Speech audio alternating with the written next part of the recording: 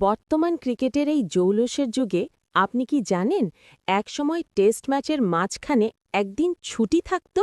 হ্যাঁ, ঠিকই শুনেছেন। টেস্টের তৃতীয় দিনের পর রবিবার সাধারণত খেলা বন্ধ থাকত।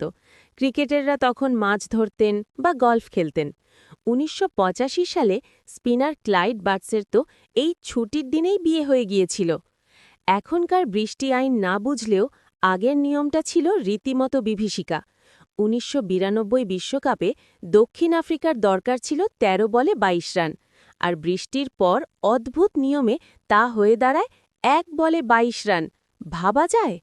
ফাস্ট বোলারদের আগুন ঝরানো বাউন্সার, অথচ ব্যাটসম্যানদের হেলমেটে কোনো মুখের গার্ড বা গ্রিল নেই।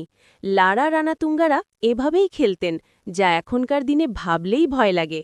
একসময় ওয়ানডে খেলা হতো শুধু সাদা পোশাকে, আর আম্পায়াররা পরতেন ল্যাব প্রফেসরের মতো লম্বা সাদা কোট। তাদের সেই অদ্ভুত সব ট্রেডমার্ক